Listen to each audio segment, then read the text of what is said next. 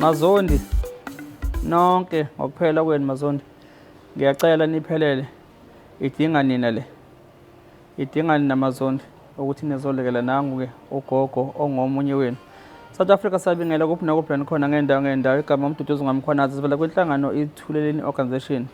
Namhlanje sinogogo-ke la ovela-ke ekhaya lakhe onenkinga ozobalisa ngokuthi-ke nakhu eqolelwa umuzi wakhe engasanayo umyeni wakhe. Uqolwa-ke abantu abadla indlu yakhe behlangene nabameli okumanje bamkhipha endlini yakhe. Ugogo-ke akasenabani ongathi angalwa mhlawumbe amlekelele ngokwamasenti ukuvika le mpi yabameli okuthiwa-ke bamkhipha endlini yakhe ugogo.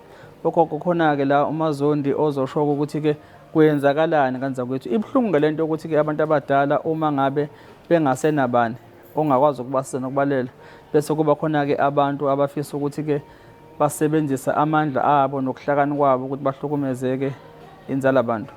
Ugogo khona-ke lapha sizocela-ke mhlawumbe ukuthi-ke sixoxe naye ake silandise ukuthi-ke yini le azocela ukuthi kaThuleleni alekelwe ngayo. Sawubona gogo. Yebo sabona ngani yami. Ngiyaphila mama unjani? Ngiyaphila njani wena noma ngingaphili emoyeni? Ngikhona. Ugogo bani? Umama Dondo oshadele kwaZondi. Yebo mama. Yebo eSantweni Ndolina. Yebo gogo. Ngangishade noLeopold Zondi okuzalwa kaSanti. Yebo mama. Yeah. Sishadile besinomuzi khona kubo ukaSanti kunomuzi. Umuzi oyi-tin house, ngizothi tin house ngoba kaThayela. Yebo. Wangishiya kuwona lowo muzi. uZondi. uZondi shona. Utheme shona uZondi ngo-2023. Utheme shona wangishiya, mengishiya endlini, wangishiya endlini ibinetha. Ngingenakwazi ukuhlala kuyona kodwa ngahlala ngabekezela ngani ngoba kwakufanele ngihlala unyaka wonke ngize ngikhumule ingubo engangiyigqokile. Ngahlala kunyaka wonke kulona ndlela bengihleli kuyona kaThayela bengihlupheka. Ngingenamanzi, ngingenagesi, ngikhanyisa ikhandlela. Engasekho baba uZondi? Engasekho baba uZondi, esehambile, seshonile. Yebo. Ngihlala ngikhanyisa ikhandlela. Amanzi ngiwacela kamakhelwane, ngikhanyisa amakhandlela. Nalo makhandlela ngazi ukuthi ayiphuma ngoba ngangingenamali. Angiholi impesheni, ngangakafiki esikhathini sokuba ngiholi impesheni, ngakafiki ku-60 years. Hlala-ke la kulo muzi ngakhumula-ke ngithe uma ngikhumula ngakhunyulwa uyena u-Olga umzukulu wakhe uLeopold. U-Olga wangikhumula ingubo belekelelana nabakaMadondo la ngizalwa khona. Balekelelana still ngaqhubeka-ke ngahlala sengikhumulile ingubo. Inhlalo yami kodwa yayingeyinhle. Ngani ngoba nozalo lakho uLeopold babe ngangithandi. Ngani ngoba ngangingenamntwana.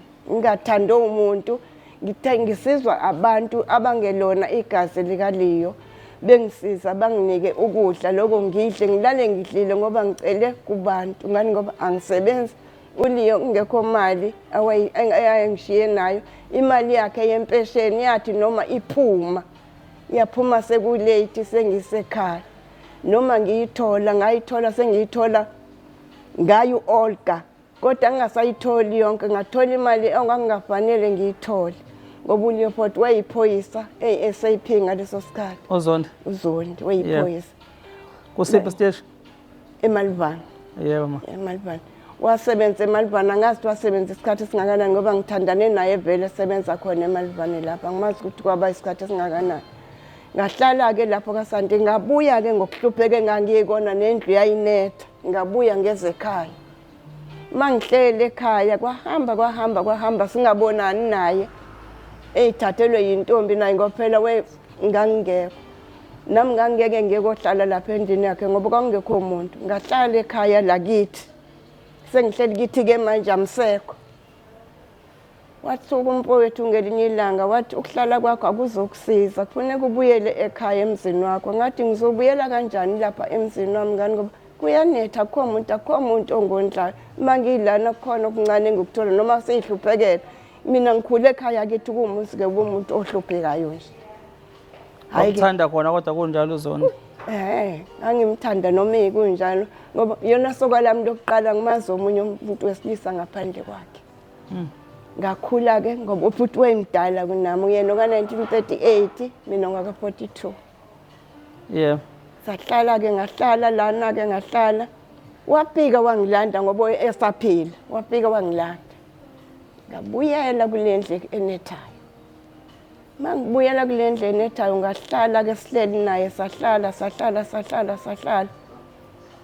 tema sengihlalile naye kwamlutha njengoba kwamlutha ukugula wagula washona mise eshonile ngangizohlalelani lapho ngakhumula ingubo ngaphindela ekhaya tema sengiphindela ekhaya kwaba nezinkulumo nje ukuthi ngishiye umuzi wodwa kunamukho umuntu ohleli kuona ayikho into engingayenza kwasuka umfana ozalwa udade wabo owutshala udadewabo kaKaliwe waya ku-DP wayofuna lo muzi wakhiwa lo muzi uthe mase wakhiwe lo muzi manje kwafuneka kube netayitela itayitela lisepayintana kwafuneka mina ukuba ngihambe ngithole leli tayitela ngangile ngigqigqela itayitela ngigqigqela ngenilanga ngathi ngithi ngiyafika ePhayintana ngizolifuna itayitela wathi ubaba osebenza emayitayiteleni amatayitele akaSanti asehambile awasekho kanti ngephutha elamlali ngekho yawona esehambile kukhona awabanye ayela ahamba yake amatayitela aye wathi bathumele kaSanti emishini angazi ukuthi wathumele kanjani ngiba ngisambuza hayi ngabuye ngayihlalela ke ekhaya kithi ngingasalindeli lutho ayikho into engilinde ngumzwa kaZoni kodwa sengiyazi ukuthi aDP sinokusiyokhila umuzi ukhona manje inkinga kibela last year ngoSeptember 3 kwakuSeptember 3 last year 26 kwaku-3 ngoba ngangiphuma kohola ngithola i-call ngiyibambe le call umuntu engingamazi athi wena uConstance Zondi ngithi mina yebo mina athi uyamazi uLeopold Zondi ngithi umyeni wami lokho kusadlula athi uyazi njengoba ngila siphezulu kodaba lwakho hawu kuthi dlinti kumina ngithi udaba lami lwani lwathi lwendlu yakho ngithi angixaxele ke ngizoza athi indlu yakho umasipala useyithathile ngani ngoba awukho wena phakathi me eyithatha uthi uzokunikela sincaphazelo sika 100,000 azokuncaphezela ngaso ngithi mina angazi ukuthi ke ngizokwenzekani makunjalo athi kufuneka uze la uzosayina ngithi mina ePhayintana ngiyazi kudala ngasuka lapho kaSanti ePhayintana seyangidukela ngisayazi athi ngilayele ngize lapha ekhaya ngabiza umntwana womfana wayekhona ekhaya ngathi ngicela ulayele lo muntu okhuluma la ngoba ngimazi ngoba usengitshele yonke imininingwane yokuthi umyeni wami uyiphoyisa ngashada ngobani kanjani ngithi mina ukuthatha phi konke lokho athi hayi yobuya ukuthole lokuthi ngikuthatha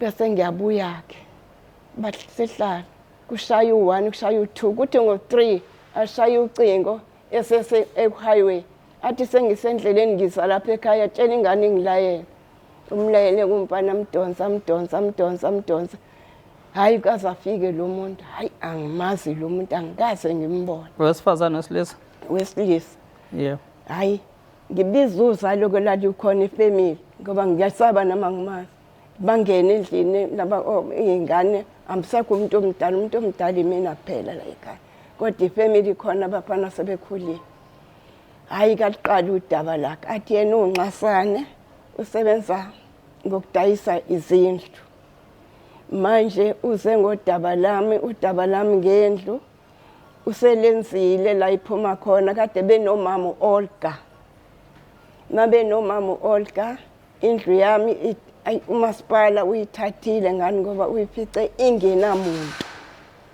wayithatha uthe isincephezelo sami uzonginikeza 100,000 kodwa lo 100,000 uzokhipha u200 angasi namalini azoyikhipha yenze itayiteli ngoba itayiteli sengakulalahleka ngithi mina utshela ubani ukuthi itayiteli lalahleka athi ngitshela uOlga wathi itayiteli lalahleka lendlu ayinalo itayiteli ngithi ubani uOlga uOlga umzukulu wami ozalo dadewabo bomkhwenyana wami okay ngithi mina utshele ubani athi yena useqedile no-Olga mina sekufanele ngisane bathi bayakhuluma labasekhaya athi ayikho into engizoyikhuluma nami sengiqedile no-Olga ngomusi. Hawu ukuthole kanjani ukuthi umyeni wami weyiphoyisa ngamjada naye athi konke ngikuthole ngo-Olga konke lokho sengiyakwazi. Ngithi athi yena uNxasane wena gogo sukuma-ke phambi kwakusasa uye Shell House ePine Town uyosayina ukuthi nalana usengisayinisile khona amaphepha angisayinisile. Wayefunda into esayinayo? Phela mina ngimdala ngikwazi ukukhuluma. Wangakufundela yena? Angani noma wayifunda yini. Yebo. Asayineke laphansi lo muntu asayine lo muntu athi angisayini abesethi ngizohamba ngiye ePine Town eShell eLukhuzeni eSanlam. Ngithi mina ngikwazi. Abese ngibiza enye ingane yentombazane ehlala eduze kwami. Ayiyalele kayitshele bakhulume ngama WhatsApp angiyazi WhatsApp mina. Bakhulume naye amlayele ivuke lengane ngoba uthi iyashesha lento. Ungisayinisa la ngahamba ngayiSanlam ngafike ngasikapha icumlungu lapho wenkosikazi. Azange asho lutho futhi. Wavela wakhipha amaphepha wathi vele ungilindile. Ngawasayina. Wangisayinisa ibank account ngayisayina ibank account wangenzisa okuningi nje angenzisa kona ethi ngiyokwenza emaphoyiseni affidavit ngayenza ethi ngiyenze phela mina angazi umuzi uthathe umasipala ngazi lokho. Kanti udlala ngami umuzi awuthathi umasipala bawudayisele bobabili no-Olga nomuzi wami abafuni ukungitshela uOlga uyabhaca yena vele kuvela lo uNxasana uyangishusha ngako konke nanokuthi labantu angibalungisela amanzi bafuna amanzi angihambe la ngagcibile kakhona ngathi ngiyobalungisela amanzi manje kungani kube yimina engizobalungisela amanzi ngagcibileka lapho la ngathola khona ukuthi kunenkinga kuthiwa mina ngidayise umuzi esehamba uOlga ethi mina etshela lesingane ngithi ugogo phela usewudayisile umuzi ugogo sethole ngisho ibhaya elizothenga lo muzi. Angiyazi mina yonke lento angikaze ngikhulume noOlga uyangisukela ngikhulumela into engekho uzokhuluma ngami ukuthi sengithole ngisho ibhaya leli ibhaya selihambile laqeda yonke into bayikhipha imali bacazelana naye uNxasane mina nginalo ngisho isente ebhenki engiyitholile ngalomuzi kumuzi wami abawudayisile. Angitholanga lutho ngisho isente uNxasane uloke ephansi phezulu engishayela izincingo nje ukuthi sukuma endaweni ethile sukuma endaweni ethile usayini sukuma endaweni ethile isigcino ngangoba kuze kwabiza imeeting ibizelwa eSanlam lapho la ekhona endaweni labameli masifika kulaba office labameli kwakukhona umlungu oyena obaphethe lo mlungu wasikhulumela into engingayazi wawuyena ongakuNxasane mina ngawumuntu mina owasayina amaphepha ngiyavuma ngasayina into eyangenza ngisayina amaphepha ngangisayinisa ukuthi umuzi ubuyele kumasipala uyawuthatha into eyangenza ngangawudayisi mina umuzi wami ngangeke ngidayise ifa lami engophumela kulona masengifile ngoba ngithi nje kufanele ngiphumele la kaZondi la ngashadela khona. Yebo. Ngangeke ngudayise umuzi wami. Ngibona abangiqina ngokuthi angidayise umuzi wami bengifikela ngobugebengu bengiqinela ngoba ngimdala ayikho into engingayisho. Ngimdala nami ngoba vele ngiyakhohlwa. Iminyaka yami sihambile 85 years. Okuningi ngiyakukhohlwa. Ungakhuluma nami manje ngakusasa ngikhohliwe. Into abangiqhaga ngayo umuzi wami ngaqhagwa uNxasane beno-Olga bengiqhaga umuzi wami ngikhuluma nje khona abantu abahleli phakathi ongangoba bathe mangihamba kubameli laba babakhipha bayabakhipha babezophuma mhla ka5 kule nyanga ephelile abazange baphuma bathi ngeke baphume still bahleli phakathi kulendlu. Ngibona abathenga indlu yakho? Yebo. Beyithenga kuNxasane noma sethi hayi kumina. Kodwa manje ngala kuthiwa wena uthola ibhaya lomuzi. Kuthiwa yimina engathola ibhaya. Kusho uOlga. Etshela abantwana lapho. Bona laba abantu abahlela endlini yakho sebakubona wena gogo? Angibazi mina ubuso nobuso. Okay. yini onayo gogo wena eyiphepha ephathekayo ekhombisa ukuthi ke indlu ingeyakho? Nginayo i-document I-letter of authority? yebo nginayo. Iphi la? Yebo la. Awuyiveze gogo wami.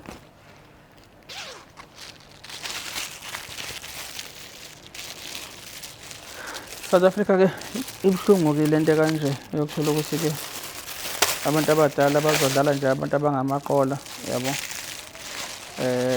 Baze benze zonke izinto abazenzayo ngoba bazokuthi ogogo ngeke bakwazi ukuthi ke bazilwele noma umkhulu. Okay.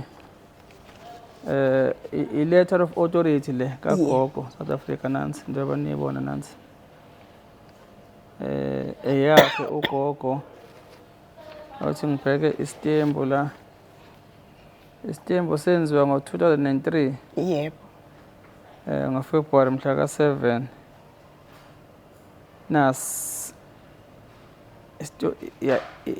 letter of authority egunyaza ugogo ukuthi yini enye oyiphethe gogo? Itayitela. Okay. Nali netayitela bhala nokulibamba ngesandla ke mina. I-title deed le gogo eyakho gogo? Yebo.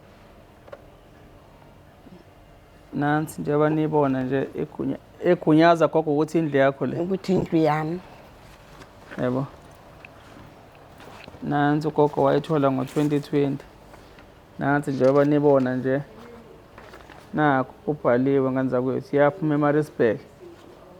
Okay, ngala isitifiketi somshado ne-death certificate sikagogo eshade uMandlenkosi Leopold Zondi. Nasi bese kuba i-death certificate gogo? Yebo. Yakhe futhi uMandlenkosi Leopold Zondi konke ku-position kamakoti wakhe okugogo. Yikho ngithena nje Mazondi le ingangani Mazondi? Uthule nje ucela ukuthi ke ayithule kunina Mazondi. Nibone mhlawumbe ukuthi kukhona esingamlekela ngakho ugogo la Mazondi nihlangene ngoba njengoba ugogo nje kudlalwa ngaye sekunabameli abamkhipha ngisho endlini. Ethi uyazama ugogo ngo-legal aid board angeke o-legal aid board bakwazi ukuthi badefende ugogo kulabameli ababhuli ngoba nami ke ngayibona incwadi yabameli abathi bakhipha endlini gogo bathini? Bathi angasayina. Yes, kunabameli la abelungu labameli? Abelungu. Kunencwadi nizoyibona la sizoyiveza eyishoyo ukuthi ke bathi impela abahleli kugogo la emqaleni ukuthi ugogo wasayena nje umuntu omdala esho nje ukuthi ke into ayesayiniswa akayazi yena kodwa wayetshelwe ukuthi ke indlu ithathwa umasipala. Not lokho ukuthi ke kuthiwe ke indlu kanti khona umuntu amdayiselayo noma kuthiwa wathola nebhaya angalazi engakaze athole ngisho isenti. Nakho Mazona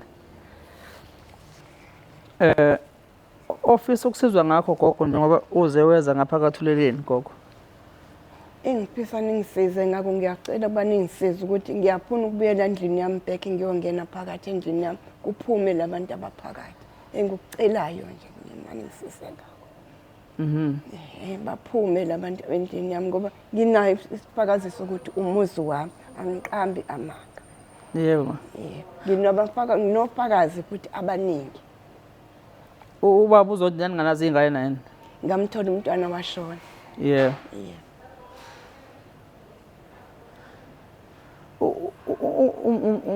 Umntwana lo othi olokhu libiza igama lakhe uzalwa udadewabo kwakho uZondi? Uzalwa udadewabo kuZondi. Umshana kaZondi. Yebo. Akanalweni kubo? Ngigane kaZondi mina angikaze ngilibone kuba unalo kodwa angikaze ngangakaze ngilibone. Ubehlala khona lapha ekhaya? Umuntu ohlala ongahlala ekhule esebenza ehlala la isebenza khona. Angikhumbuli nje ngihleli naye ubuso nobuso. Bengumntwana ongahlali nje ekhaya. Umntana imikhuba la iqala manje. Njengoba selahlekelwe indawo la behlala khona. Angazi ukuthi behlala. Ngizama ukubheka lokho nalokuthi yini le ayiphethe eyigunya lokudayisa umuzi kamalume wakhe ekubeni ukhona wena ungumakoti kwakho malume wakhe.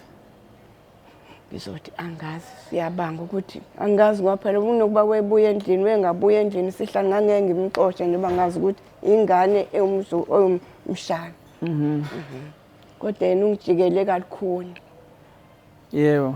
Ungijikele kambi. Ngoba zasikaze sicabanga.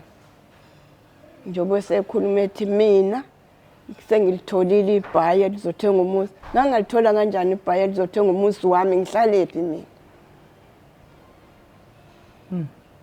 Ngihlalепhi ngoba la ngikhona ngisekhaya kithi la ngizalwa khona. Akuvunyelwe ibhokisi lami liyophumela kithi ngakhishwa kithi. Wasiwa kaZondi. Ngasuka kaZondi. Ngicela ukukunika leli thuba nje gogo ukhuleke umaZondi sewonke ukhuleke nakuNkosi uMalusi Zondi ngoba ngicela udaba ngicela ukuthi ngiliphushele ngakuyena ngiyolithola ezandleni zakhe ukuze mhlawumbe balekele njengoba ngeke ngasho ngathi njengoba kunelegal aid board nje nayo usobona ukuthi vele ayikulekeleli ngendlela ufuna usizakala ngayo kuzodingeka ngempela uthole abantu abanamandla nabameli abangakwazi bakhokheleke bakwazi ukuthi bakulekelele ukudefenda kulento wasanenzona ongayazi.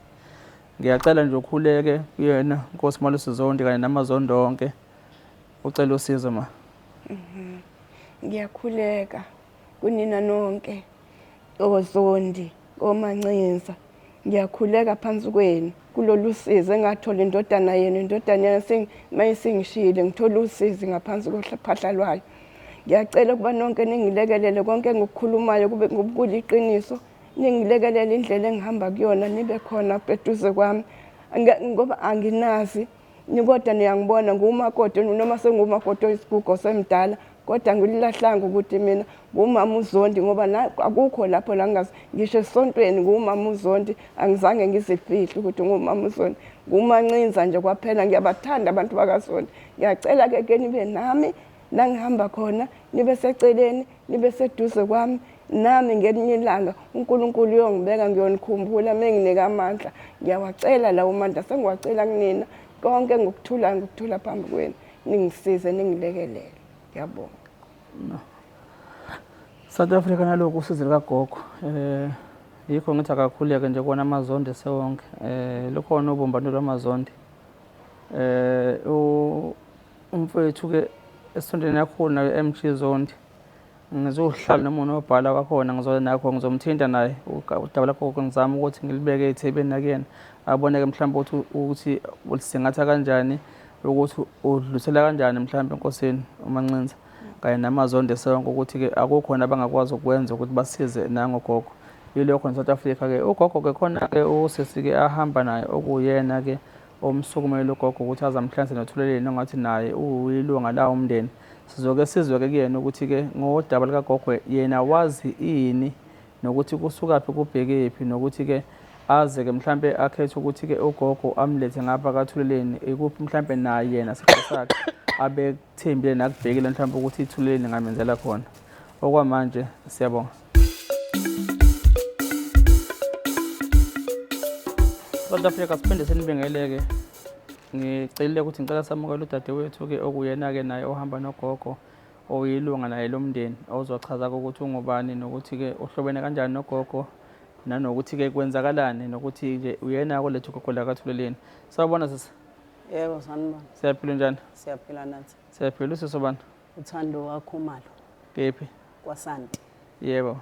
Yebo. Ugogo lo uhlobene kanjani? Ugogo wethu ngoba umalumekazi kaBaba. Yeah. Ubaba wami uzalwa udadewabo kamkhulu wayeshade naye. uZondi. Yebo. Okay. Into eyenzeka nje ngicela ukusiqala uqaleni istory. All right. Kwaku I think uJuly ama dates noma ngasawazi. Ngireceive iWhatsApp. Umuntu wayengisendela uWhatsApp engisendele ilist yabantu kufanele balanda amatayitela. Kusho ukuthi wabona lapha ya kule list kukhona uTP Khumalo. Wayitshela ukuthi mina ngoba nami nguTP Khumalo. Okay. Kanti le side number eka Antwami. Kusho ukuthi bese ngiyamfonela mina ngithi mina ayi la akumina lo mina itayitela kade ngalithola ngo2005 likumina vele. So lo TP Khumalo ngiyacabanga ukuthi uAntwami. Athi bese ethi le site iseduze kwesite yakini 10827 ekhaya se10825 eyakabani. Ngithi mina ngoba manje ibhalwe uConstance Zondi ngiqale ngididiseke. ngoba thina ugogo sasazi ukuthi ugogo uMntombi bengalazi le-English igama. Okay. Hayi mase ngivele ngifonela u-aunt wami u-Olga Mazethu Zondi. Ngimfonele ngithi mina auntie kune-list la iphumile 10827 kubhalwe u-Constant Zondi. Uba uConstant Zondi athi yena hayi ugogo eMlazi. Ngithi mina phela thina sazi ukuthi ugogo uMntombi asilazi la Constant. Ugogo. Yes. Okay. Bese ethi yena bese ngithi mina-ke ngicela umfoneleke ngoba wena onenamba ugogo ezokwazi ukuyolanda itayitela lise-Pinetown. Athi list ngiyithathephi ngithi mina nginikwe ile ntombazane esebenza ekhanselini. Bese ethi yena kusho ukuthi aqala athule mase ngisho njalo. Adlulise nje isikhashana bese yangifonela athi kade ngicabanga indaba le tayitela akekho umuntu esingamkhokhela ukuthi asinike le tayitela ngoba ngifuna liphelele ezandleni zethu. Ngizobhala phansi noma iwill noma yini ukuthi nina ninobuya nigadile indlu ukuze nalabo abanye abazukulu mangabe khona oxakekile azi ukuthi ikhaya likhona. Ayi ngithi mina auntie itayitela akekho umuntu engamkhokhela itayitela malilandwa kamasipala kufuna umnikazi walo ngqo. Mina ngize ngimtshela isitori sokuthi mina ngathi ngiyolandelami ngithi ngithathe lasekhaya uma nobaba ngoba laliphumile kwathiwa cha sisi sifuna uma wakho nobaba wakho wena sikunike lakho kufanele bazolisayinela la.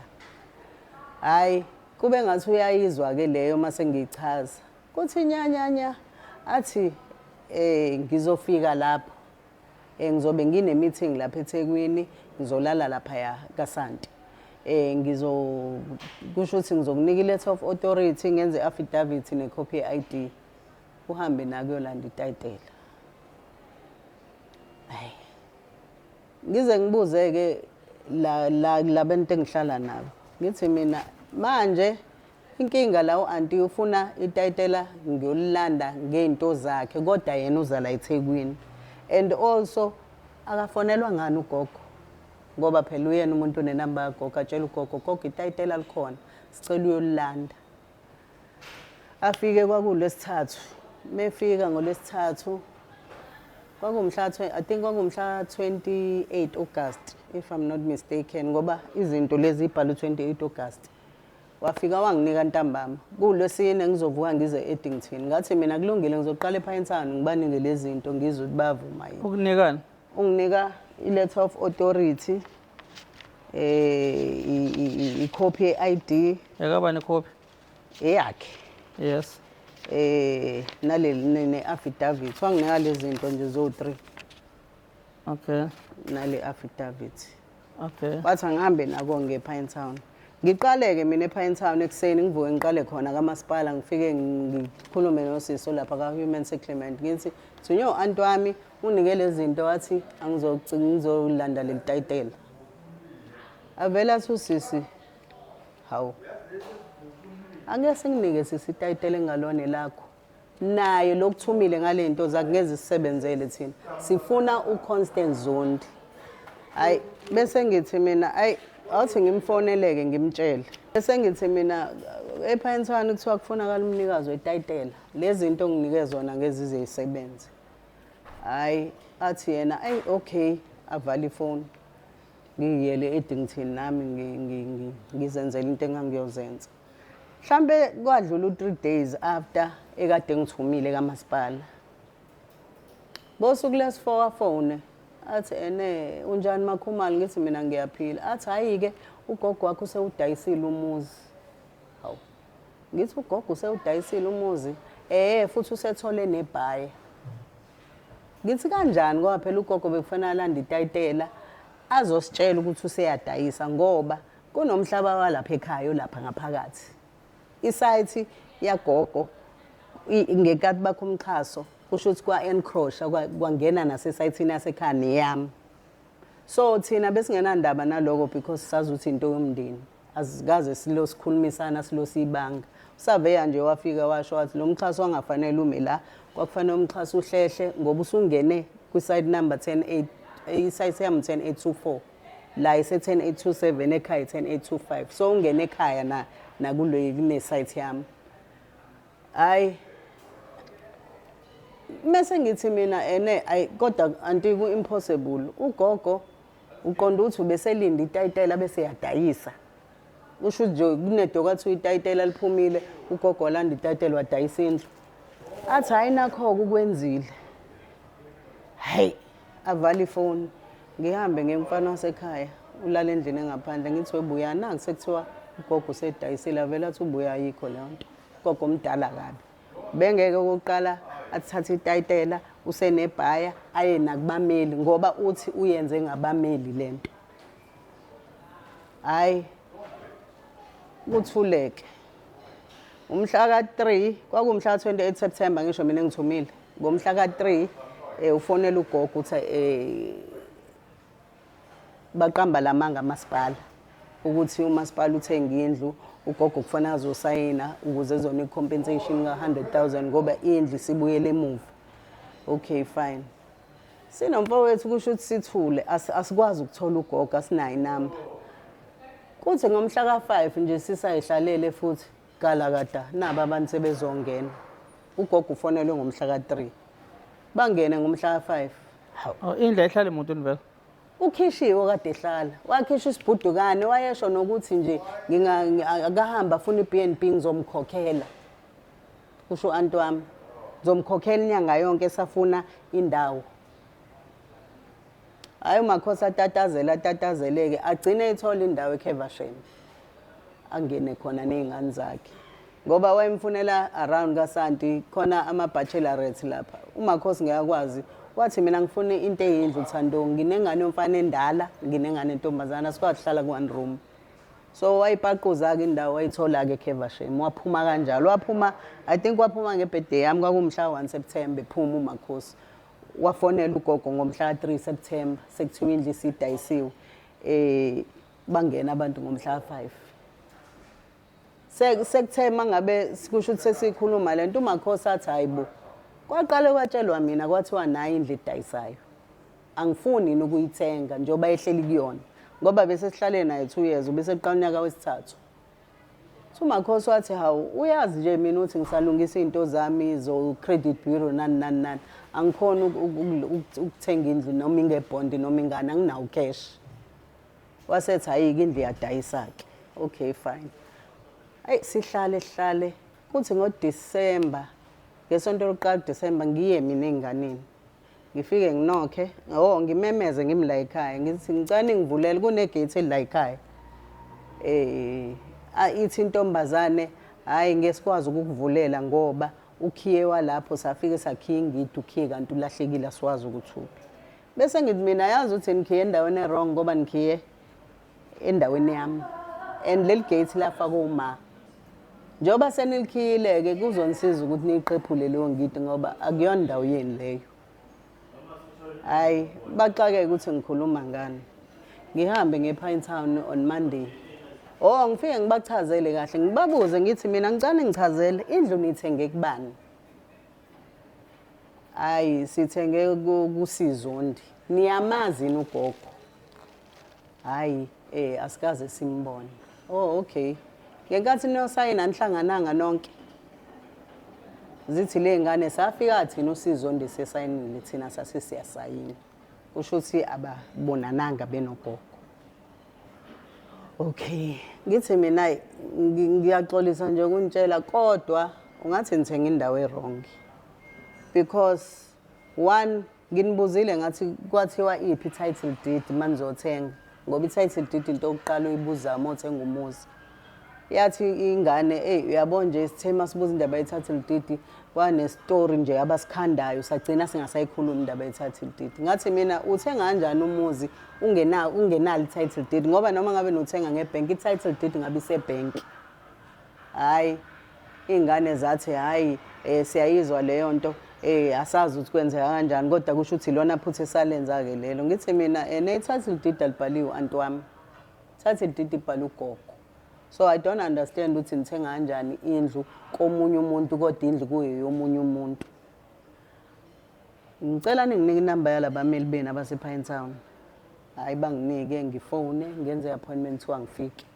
ngifike ngiphethe itayitela lami nami ngizochaza ukuthi le ndawo edayisiwe i-encroche kule side nale side ngiphethe ne-side map ngahamba nje ngamasipala bangishuthela ngiyabakhombisa ngathi njengoba ikanje isekhaya la imina lo nayi indawo kufanele ngabe iqala lapha hayi vele ithi intombazane yomlungu ubuthuleleni sonke lesikhathi ungakhulumi ngesite yakho uyindaba ukhuluma manje ngoba sekudayisiwe ngathi i-reason yokuthi singayikhulumi lento ingoba bekuyindawo yomndeni so besingenandaba ngoba besazi ukuthi sine-access masinqamula amkhulu siyogibela siyanqamulela singene egate siphume ngemuva so bafikile manje bavalile and bavale leli gate elisesayithini yami hayi umlungu ngase ngiyamtshela ngathi yabona-ke le osungibuza yona futhi kayihlangene nawe umuntu nje mene-site ngahlala ngisho 150 years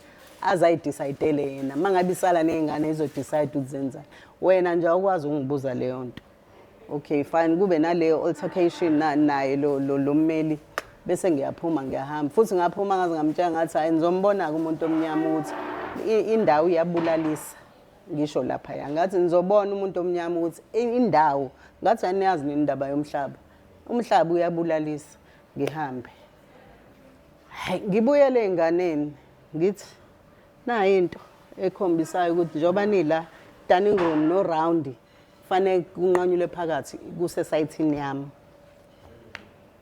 hayi iy'ngane zithi hawu sisi nkosi yami thina sisemseni wakhe ayikho into ongasisiza ngayo ngithi mina cha ngoba mina nginidayiselanga indawo eyami futhi angiyidayisi hayi kube ngathi-ke zizohamba ngazize kubameli kwanjani njani njani kanti bona bayaqhubeka nendaba zomsayino nani nani njengoba mina kade ngikhuluma nabo ugogo thina simthola uDisemba umfana ongilamayo ahlangane nengane zalobhudi kagogo eChatsworth hawu sibani kunjani wazi ngasiza ngakubona yazi kade sifuna ukuthola ugogo asinayo inamba ugogo utholakalaphi aninga umfana wasekhaya inamba wathi menginika ade ngadlulisa usuku ngamfonela ugogo ngathi ugogo njani ngiyaphila wathi ngikhuluma noba ngathi mina awusangizwa uthando hayi ugogo ajabule athi hawu kodwa mntanami ngikhunjuzwe yini ngihlezi nginicabanga ngingazi ukuthi ngizonithola kanjani okay gogo uyidayiseleni indawo yakamkhulu Liyo avela athi ugogo nje wethando angaze ngidayise indawo mina kwafika umuntu la kwaqale kwafona umuntu wathi uhleli no-Olga bakhuluma indaba yendawo yami wangitshela nokuthi ngangishade noLiyo owayeyiphoyisa wangitshela sonke isitori nje samyeni wami uthi utheme efika la ngabiza iy'ngane lezi engihlala nazo ukuthi ayizomlalela lento bayiqala ku-85,000 njengoba isizife ku-100 85,000 ngoba umsomi umshana futhi angazi noma umshana noma uthi bani gogo eMlazi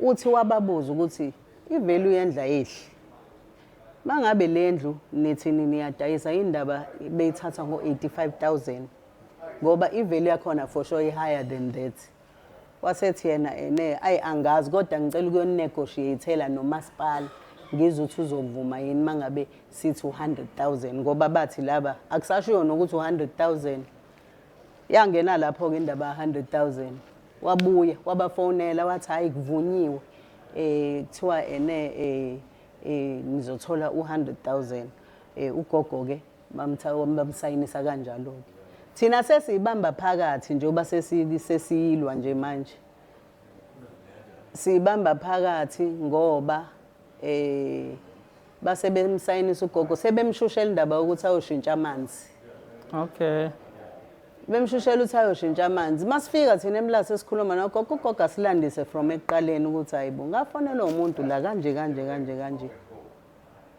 simthole uNxasane athi akazi thina singenaphi ngubani uNxasane ulo sebenza ka-Remax uyi-agent okay udayisa izindlu akazi ukuthi thina singenaphi njengoba sengifonela emsebenzini ngimreport ukuthi badayisa indlu kagogo ugogo bamsayinisa amaphepha ugogo engazi nokuthi usayinani hayi wangithuka-ke wasenda ama-voice note wangithreatenisha washo yonke into ayethanda ukisho kwaze kwaba kufika isikhathi la kuthiwa size lapha nogogo.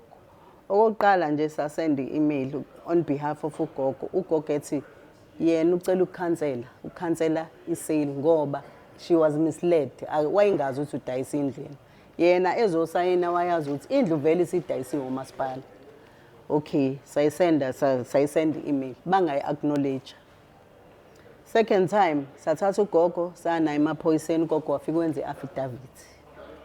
Sahamba naye ugogo saya khona kubameli. Bathini ngebakwazi usibona senza nge-appointment. Sathi kulungile-ke sashiya i-affidavit. Saphamba. Safonelwa sesinikwa i-date yokuthi singeza ngelanga elukuthi sisobabona. Samthatha futhi ugogo sana ePinetown. Sakwenza lokho sahlala samlinda wafika ngathi umphathi wabo. Mefika lapha ya usethi ucela ukuzwa ama-side onke story. Ugogo wasichaza sonke isitori sakhe. Noma esichaza ngesiZulu ugogo ngoba phela ugogo loyana ukhuluma isiNgisi uyingisi. Wachaza ugogo wachaza kwakhona imina futhi wayetolika ngalelo langa. Ngilo ngimtshela ukuthi uthi ugogo. Uthe esuka wathi cela siphume wasala noNxasana. uNxasana ngisho basebenzisana naye akasazi thina sizo-report indaba yokuthi indlu kagogo ucela baye kuyidayisa ngoba ugogo abamtshela ngiqinisa abantu abadayisa indlu. Wasala noNxasana bakhuluma asazi babethini saphinde sabizwa sangena. Mase singenile usethi usikhombisa i-affidavit. Uthi ugogo kufuna athola abameli abazoyikhuluma lento bamsendele i-email ukuze ezoyikhansela isale noma imise until thina size mhlambe sifike kwi-agreement.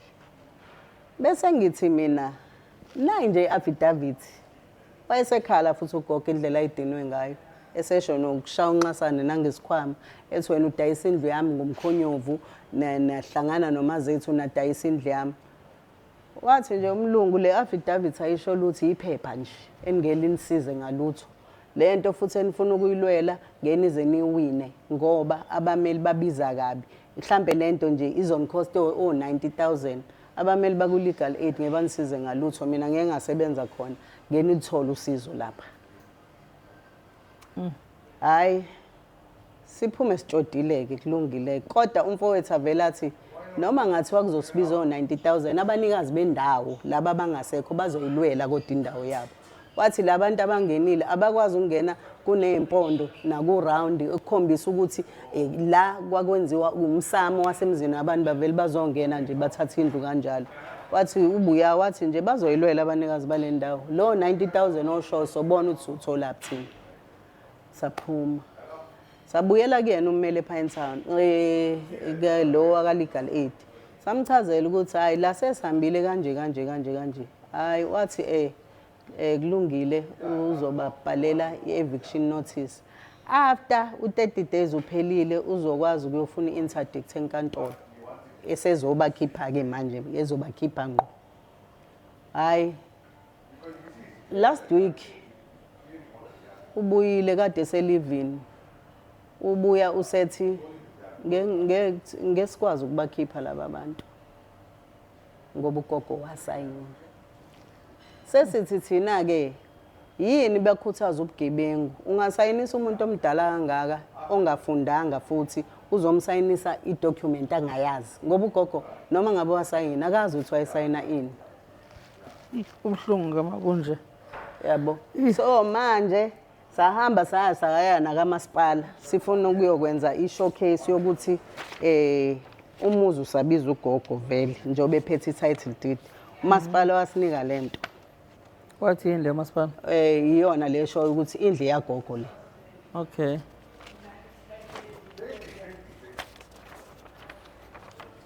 Ubunini bendlu nabo ubhaliwe impela la. Ubhala ugogo. Okay, le affidavit esasiyovala ngayo ukuthi baqhubeke nesale. Le abathi iphepha elingasho lutho i-affidavit. Anansi ibhaliwe Constant Zondi. Okay. Lokhu ke iloka engithume ngako. Nayi ke le letter of authority fake. Esathi seyivalidate ka master kwafika ukuthi le number le ibhilonga kumuntu onomuzi ka-B eMlazi wakagasa akekho lo kodwa kune-reference number efanayo bathi Okay. abamazi ukuthi uyithathephi bona banayo kwi-system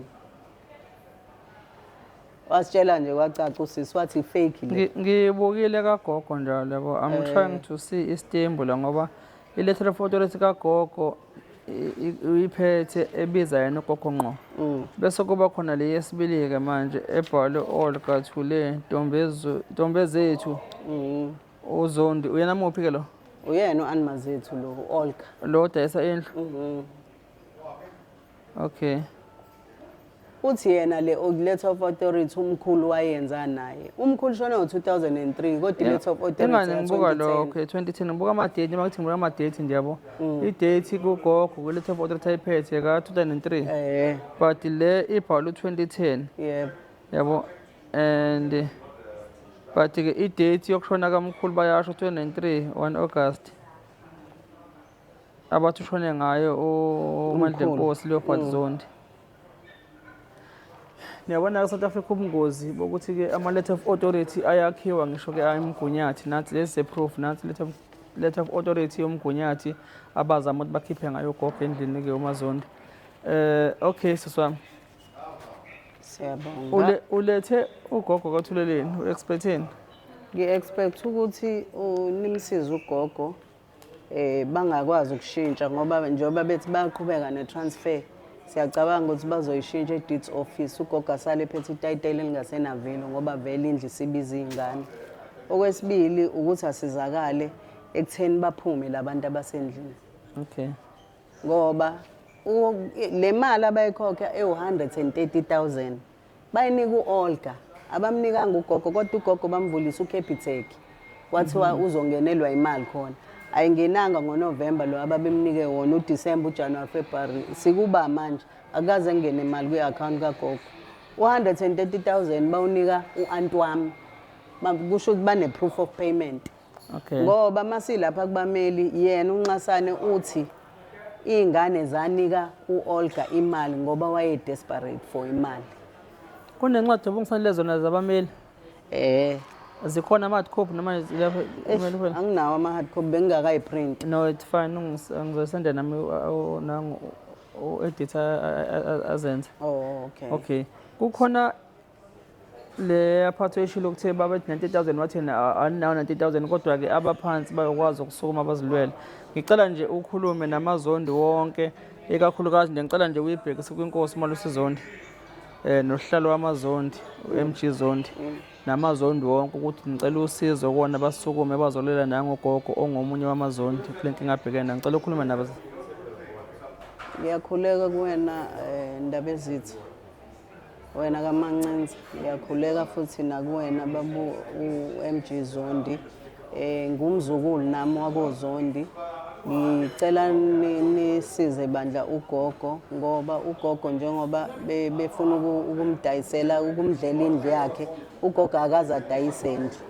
Into esicelayo ke sicela usizo njengoba abameli besidelelile nje bathi lento ngesize siwine ngoba asinayo imali yokuthi sikwazi ukuyiqhubezela phambili.